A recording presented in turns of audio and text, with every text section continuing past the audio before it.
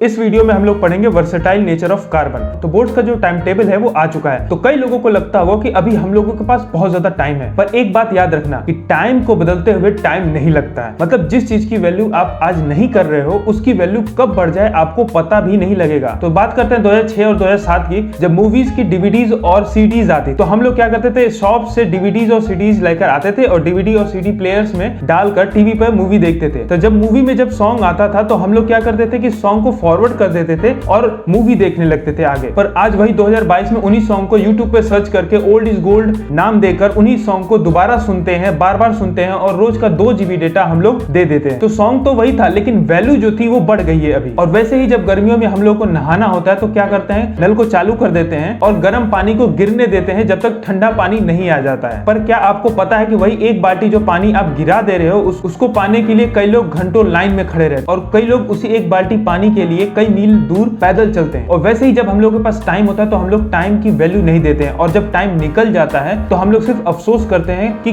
काश हम लोग वो करते जो हम लोगों के लिए सही था, जो हम लोगों के लिए अच्छा था। तो बहुत होगी ज्ञान की बातें, अब हम पढ़ते हैं वर्सेटाइल नेचर ऑफ कार्बन। तो अभी हम लोगों ने देखा कि कैसे कार्बन कोवेलेंट बॉन्ड से इलेक्ट्रॉन शेयर करके एक बॉन्ड बनाता है और हम लोगों ने सिंपल कार्बन कंपाउंड मीथेन के बारे में भी पढ़ा। तो चैप्टर के स्टार्टिंग में हम लोगों ने देखा कि कई चीजें जो दुनिया में है वो कार्बन कंपाउंड से बनी हुई है। यहाँ तक हमारे बॉडी भी जो है वो कार्बन से बनी हुई है और अभी तक कम से कम 3 मिलियन से भी ज्यादा कार्बन कंपाउंड को खोजा गया है। और इन 3 मिलियन कार्बन कंपाउंड में सिर्फ कार्बन ही नहीं है, इनमें कार्बन और कार्बन के साथ और भी सारे एलिमेंट जुड़े हुए हैं। तो कार्बन में ऐसा क्या होता है कि वो इतने सारे एलिमेंट के साथ जुड़ सकता है। तो मैं बताता हूँ, कार्बन उस दोस्त की तरह होता है जिसको क्लास में कहीं भी बिठा दो, चाहे आगे बिठा दो, पीछे बिठा दो, बीच में बिठा दो, नीचे बिठा दो, क्लास के बाहर बिठा दो, स्कूल के बाहर भी बिठा दो, वो किसी से भी बातें करने लगता है। वैसे ही कार्बन कोवेलेंट बॉन्ड की वजह से कार्बन कई सारे एलिमेंट के साथ बॉन्ड बना सकता है। आपकी बुक में 2 इंपॉर्टेंट फैक्टर दिया गया है कार्बन के केस। तो कार्बन के पास एक यूनिक एबिलिटी होती है अलग अलग एटम के साथ बॉन्ड को फॉर्म करने, और इस कार्बन के प्रॉपर्टी को बोलते हैं कैटिनेशन। तो ये जो कार्बन कंपाउंड बनेंगे तो उनके बीच में एक लंबी सी चेन हो सकती है या फिर उनके अंदर ब्रांच हो सकता है या फिर जो कंपाउंड बनेगा वो रिंग के फॉर्म में हो सकता है। और यही नहीं, इन सब में carbon double bond, single bond और ट्रिपल बॉन्ड से भी कनेक्टेड हो सकता है। और जिस कार्बन कंपाउंड के अंदर सिंगल बॉन्ड होते हैं वो सैचुरेटेड कार्बन कंपाउंड होते हैं और जिन कार्बन कंपाउंड के बीच में डबल बॉन्ड और ट्रिपल बॉन्ड होते हैं वो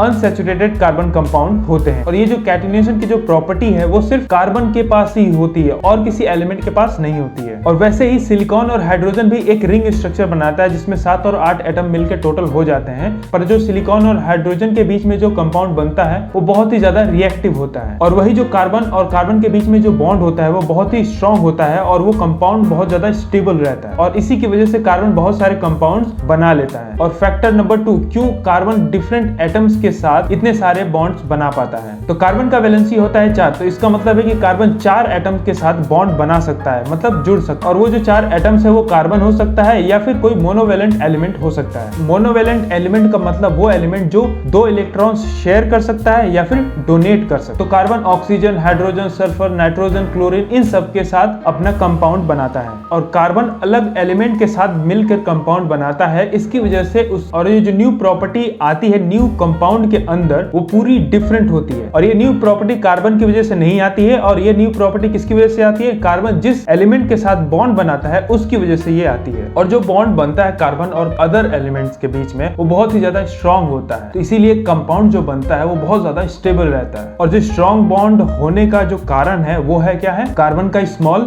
साइज। तो स्मॉल साइज होने की वजह से जो पेयर ऑफ इलेक्ट्रॉन्स है वो बहुत अच्छे से होल्ड कर पाता है न्यूक्लियस। तो अगले वीडियो में हम लोग इसी चैप्टर को कंटिन्यू करेंगे। तो अगर वीडियो आपको अच्छी लगी है तो प्लीज चैनल को सब्सक्राइब करें और वीडियो को शेयर करें।